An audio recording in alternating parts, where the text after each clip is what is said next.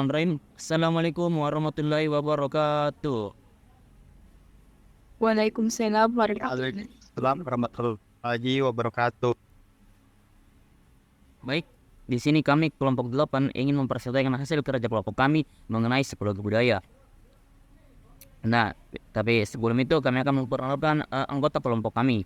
Pertama, saya sendiri sebagai moderator atas nama Ahmad Imam Sampurno, dan ada saudara Abri, eh, dan ada saudara Aini Vivi Fajriati, dan yang terakhir ada saudari Ainun Mutia Ramadhani. Baik, kami akan masuk ke pembahasan materi pertama.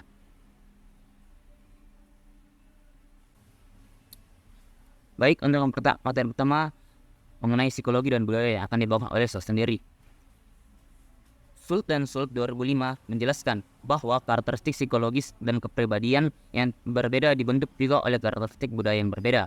Sedangkan Allott dan Berry 2006 mengatakan konteks budaya membentuk perilaku manusia dan itu salah satu hal yang umum. Menariknya, psikologi sebagai ilmu yang mempelajari jiwa manusia justru mengabaikan dan kurang memperhatikan faktor budaya yang dimana itu terlahir dan dibesarkan dalam konteks budaya. Nah, ada pun 3 pandangan tentang perlunya pertimbangan budaya dalam membangun psikologi. Nah, menurut Berry, Vortigern, Segel, dan Dessen 2002 itu sebagai berikut. Yang pertama ada absolutisme, yang dimana merupakan pandangan yang menganggap bahwa fenomena psikologi secara kualitatif memiliki kesamaan di sebuah budaya. Menurutnya budaya dianggap kurang memiliki peran penting dalam membentuk karakteristik psikologi manusia. Yang kedua ada relativisme, memandang fenomena psikologis memiliki pola yang berbeda dalam tiap konteks budaya. Generalisasi yang dilakukan tanpa memperhatikan keragaman nilai dan makna setiap konteks budaya akan menimbulkan masalah, baik secara konseptual maupun metodologis. Dan yang terakhir ada universalisme yang mempunyai pandangan untuk menjembatani keduanya. Menurut universalisme, secara umum manusia memiliki fungsi psikologi dasar yang sama, namun konteks budaya kemudian mempengaruhi dan mengembangkannya. Oleh karena itu, upaya generalisasi harus dilakukan secara hati-hati. Baik, untuk materi selanjutnya mengenai faktor anteseden psikologi budaya akan dibawakan oleh saudari Ainun Mutia Ramadhani. Kepada pemateri dipersilakan. Baik, terima kasih kepada moderator. Di sini saya akan menjelaskan tentang faktor anteseden. Kehendak untuk lebih memperhatikan aspek budaya dalam membangun psikologi tersebut muncul terutama selepas Perang Dunia Pertama pada tahun 1939 sampai 1945. Namun begitu pada saat Perang Dunia Kedua terjadi krisis besar-besar di negara Eropa, membuat Amerika Serikat justru menjadi negara superpower dan menjadi satu-satunya kiblat dan bahkan menjadi pusat utama pengembangan ilmu pengetahuan, termasuk psikologi. Sehingga banyak mahasiswa internasional tertarik untuk belajar di Amerika Serikat, menyebarkan pengaruh psikologi Amerika secara global. Americanized psikologi mulai diajarkan dan disebarkan oleh para lulusannya ke seluruh dunia, yang mengakibatkan munculnya masalah psikologi dan budaya di negara-negara lain. Resistensi terhadap hegemoni psikologi Amerika kemudian mulai muncul pada tahun 1960-an. Di akhir tahun 1950-an, Serge Moscovici yang berkebangsaan Prancis sudah berusaha membangun transnasional sosial psikologi. Dan pada pertengahan tahun 1960-an terbentuk European Association of Experimental Social Psychologists, serta mempublikasikan European Journal of Social Psychology pada tahun 1971. Kritik dan resistensi terhadap psikologi Amerika ataupun psikologi Barat juga muncul di beberapa negara lainnya, seperti Filipina, China, Korea, Kanada, dan juga Kamerun. Munculnya postmodernisme, feminisme, dan juga kritik tajam terhadap objektivitas psikologi pun berpengaruh pada sebagian pakar psikologi, termasuk pakar psikologi yang ada di Amerika Serikat pada tahun 2003. Selain menjelaskan bahwa sebagian kecil pakar psikologi di Amerika Serikat sudah mulai memperhatikan faktor budaya, walaupun hanya sebatas label. Dalam penelitian ataupun praktik psikoterapi, mereka sudah meminta partisipan ataupun klien untuk menjawab beberapa pertanyaan mengenai latar belakang psikil, etnis, ataupun latar belakang kebangsaannya. Akan tetapi hal itu tidak berimplikasi jauh terhadap desain penelitian, metode pengambilan, dan analisis data yang diambil terhadap diagnosa dan intervensi yang dilakukan. Sekian dari saya kembalikan ke moderator. Baik, terima kasih kepada moderator. Saya akan membacakan materi mengenai psikologi lintas budaya. Nah, psikologi lintas budaya merupakan bagian dari psikologi mainstream yang terbentuk pada tahun 1960-an setelah dilaksanakannya suatu konferensi di Nigeria. Psikologi lintas budaya diartikan sebagai studi tentang persamaan dan perbedaan fungsi psikologis individu di berbagai kelompok budaya, etnobudaya, atau tentang hubungan antara variabel psikologis, sosiokultural, ekologi, dan variabel biologis, dan tentang perubahan pada variabel-variabel tersebut. Menurut Berry, Portingan, Segal, dan Dassen pada tahun 2002.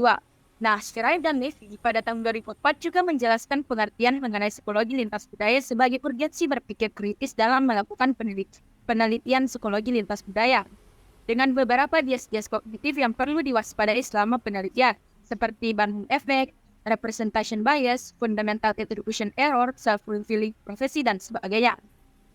Nah, dalam memahami fenomena psikologi lintas budaya, menggunakan dua pendekatan, yaitu yang pertama emik, yaitu mencoba memahami suatu fenomena menurut sudut pandang yang mengalaminya, dan etik, yaitu dengan mencoba memahami suatu fenomena dengan menggunakan teori dan metode yang sudah ada sebagai suatu kriteria. Adapun tujuan utama dari psikologi lintas budaya menurut Berry, Portingan, Segal, dan Dassen pada tahun 2002 yaitu diantaranya sebagai berikut. Yang pertama, untuk menguji kemampuan generalisasi dari teori-teori psikologi yang sudah ada. Yang kedua, yaitu untuk mengeksplorasi budaya-budaya lain agar dapat diketahui variasi psikologi dan budaya yang selama ini tidak diketahui. Dan ketiga, yaitu mencoba mengintegrasikan hasil-hasil penelitian lintas budaya dengan dua tujuan di atas ke dalam psikologi yang sudah ada sehingga menghasilkan psikologi yang universal. Adapun tokoh psikologi lintas budaya itu bisa dilihat pada gambar yang ada di slide, di mana ada John Berry, Jerome Bruckner, Gustav Yoada, Harry Triandis, dan IPH Portinga. Baik, selanjutnya yaitu materi psikologi budaya. Nah, psikologi budaya muncul pada tahun 1980-an sebagai bentukan dari berbagai disiplin ilmu, khususnya psikologi, bahasa, dan antropologi. Menurut Schroeder, psikologi budaya merupakan ilmu yang mempelajari bagaimana menyatunya, saling mempengaruhi, dan saling ketergantungan antara subjek dan objek, diri dan orang lain, aspek psikologis dan budaya, pribadi, serta konteks budaya. Terdapat beberapa konteks yang melatar belakangi munculnya psikologi budaya, yakni konteks keilmuan, sejarah, dan kelembagaan, menurut Schroeder dan Sullivan pada tahun 1993. Namun, secara langsung ataupun tidak langsung, kemunculan psikologi budaya tersebut merupakan kritik dan koreksi terhadap psikologi mainstream yang kurang mengapresiasi pengaruh budaya terhadap perilaku, dan juga psikologi lintas budaya yang masih menggunakan metode positivistik dalam melakukan penelitiannya, menurut Redner pada tahun 2011 dan Paul pada tahun 1996. Menurut Schroeder dan Sullivan pada tahun 1993, tujuan psikologi budaya adalah untuk menguji bahwa perbedaan fungsi psikologis bukan hanya dipengaruhi oleh faktor-faktor individual, tetapi juga dipengaruhi oleh faktor budaya dan etnis. Terdapat tiga tokoh utama dalam pengembangan psikologi budaya yang dapat dilihat pada gambar yang ada di slide, di mana yaitu terdapat Jerome Bruner dari ilmu antropologi, di mana menurut Bruner, karena pikiran manusia itu terkait dengan budaya, maka tidaklah mungkin membangun psikologi tanpa memperhatikan budaya atau hanya fokus pada manusia. Yang kedua yaitu ada Vygotsky yang berasal dari ilmu bahasa, di mana menurut Vygotsky, aktivitas mental manusia dimediasi oleh simbol-simbol figural. Dan terakhir yaitu menurut Schroeder, di mana menurut Schroeder terdapat interkoneksi antara budaya dan pikiran. Baik, sekian dari saya kembalikan kepada moderator.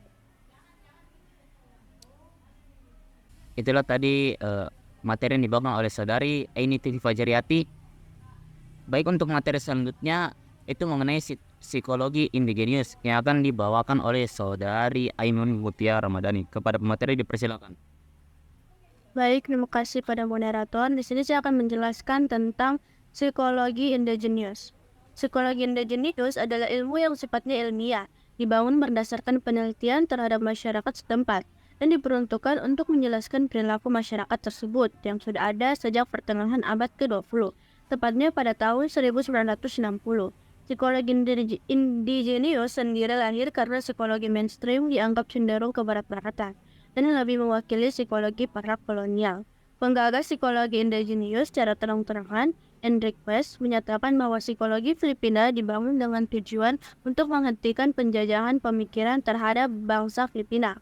Selain Filipina, cikal bakal psikologi indigenous juga terdapat di beberapa negara, di antaranya Cina pada tahun 1970-an dengan tokoh utamanya Paul Suyang, di New Zealand sejak 1970-an dengan Sonduri sebagai tokoh pentingnya, di India pada 1970-an dengan tokoh utamanya J.B.P. Sinha, di Kanada pada 1970-an dengan tokoh utamanya Johnny Berry. Dalam memahami suatu fenomena, psikologi indigenous lebih suka menggunakan sudut pandang konteks sebagai starting point dan indigenization from within. Sekian dari saya kembalikan ke moderator. Baik, untuk materi selanjutnya mengenai perbandingan akan dibawakan oleh saudara Abri. Kepada pemateri dipersilahkan. Baik, terima kasih pada moderator. Di sini saya akan menjelaskan perbandingan antara psikologi lintas budaya, psikologi budaya dan juga psikologi indigenous menurut 3 dimensi. Yang pertama, di dimensi pertama itu ada tujuan, ruang lingkup, dan indigenous. Nah, pada psikologi lintas budaya, tujuan dan ruang lingkup dan indigenous itu ada 3. Yang pertama, membentuk psikologi yang universal. Yang kedua, merupakan subdisiplin dari psikologi mainstream. Yang ketiga itu mengutamakan penelitian mengenai persamaan psikologis dan perilaku. Nah, selanjutnya masuk ke psikologi budaya. Nah, yang pertama ada membangun pengetahuan yang culture bound. Yang kedua, perkawinan dari ilmu psikologi dan antropologi. Yang ketiga itu lebih mengutamakan penelitian. Nah, selanjutnya masuk kepada psikologi indigenous.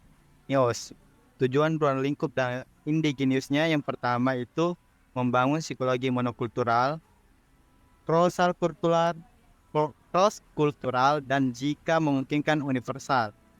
Yang kedua itu ada bisa meliputi kedua hal itu, ketika itu tidak punya keinginan untuk itu. Nah, selanjutnya kita masuk ke dimensi kedua, yaitu orientasi teoritis. Nah, yang pertama psikologi lintas budaya, di mana orientasi teoritis dari psikologi lintas budaya ini ada 6, yaitu pertama seperti ilmu alam. Yang kedua, perilakunya merupakan gejala dari proses psikologis yang sifatnya universal. Yang ketiga, budaya dan perilaku merupakan 2 hal yang terpisah. Yang keempat, proses dan struktur psikologis dan perilaku adalah sesuatu yang terpisah. Yang kelima itu ada konsep-konsep psikologis dan perilaku diartikan bebas dari unsur budaya atau konteks free. Yang keenam atau yang terakhir itu penjelasan universal lebih diutamakan pada psikologi lintas budaya. Nah, selanjutnya masuk ke psikologi budaya. Yang pertama itu ada seperti ilmu budaya dan humaniora. Yang kedua, perilakunya memiliki ekstensinya sendiri. Yang ketiga, budaya dan perilaku merupakan 2 hal yang tidak bisa dipisahkan. Yang keempat, proses dan struktur psikologis dan perilaku merupakan suatu konstelasi. Yang kelima, konsep psikologis dan perilaku diartikel konteks bound.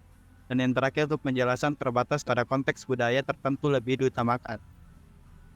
Nah, kalau pada psikologi indigenous ada 4 orientasi teoritisnya. Yang pertama itu bisa seperti keduanya bisa diterima, keduanya bisa diterima, bisa diterima, dan keduanya penting. Selanjutnya pada dimensi perspektif metodologis. Yang pertama, psikologi lintas budaya mempunyai perspektif metodologis, yaitu perbandingannya lintas budaya, kemiripan lintas budaya mengenai konsep, konstruk, dan pengukuran dasar perbandingan. Selanjutnya ada strategi etik desain, menyukai metode kuantitatif, meningkatkan analisis dilakukan pada variabel yang terpisah. Pengamat diyakini tidak terpengaruh pada fenomena. Konsep ditentukan berdasarkan kepakaran peneliti. Target penelitinya adalah sampel yang mewakili. Subjeknya sebagai sumber informasi. Pada psikologi budaya, analisis monokultural dan lintas budaya tidak ada asumsi. Strategi emik lebih disukai. menyukai metode kualitatif dan interpretatif. Tingkatan analisis dilakukan pada sistem budaya. Pengamat diyakini akan berpengaruh pada fenomena. Konsep ditentukan oleh pandangan subjek penelitian. Target penelitian adalah kasus khusus. Kasus khususnya sebagai objek pengamatan. Selanjutnya pada psikologi indigenous. Yang pertama, ada analisis monokultural dan lintas budaya. Kedua, tergantung pada perspektif teoritis dan metodologisnya. Yang ketiga, monokultural atau strategimik, cross-kultural dan juga strategi etik. Yang keempat, keduanya bisa diterima. Selanjutnya, kedua tingkatan analisis ini bisa diterima. Selanjutnya, keduanya bisa diterima. Konsepnya ditentukan baik oleh peneliti ataupun subjek. Kemudian ada keduanya bisa diterima, dan terakhir itu keduanya bisa diterima. Baiklah, itulah tadi perbedaan dari psikologi lintas budaya, psikologi budaya dan juga psikologi indigenous pada 3 dimensi, yaitu tujuan, ruang lingkup, dan indigenous, ada orientasi teoritis, dan terakhir itu perspektif metodologis. Selanjutnya saya serahkan kepada moderator. Baik, itulah tadi materi mengenai psikologi budaya yang dibawakan oleh kelompok kami. Semoga dengan presentasi dari kelompok kami bisa menambah wawasan teman-teman mengenai psikologi budaya. Baik, mungkin cukup sekian. Wabillahi taufiq wal hidayah. Wassalamualaikum warahmatullahi wabarakatuh. Waalaikumsalam. Waalaikumsalam warahmatullahi wabarakatuh.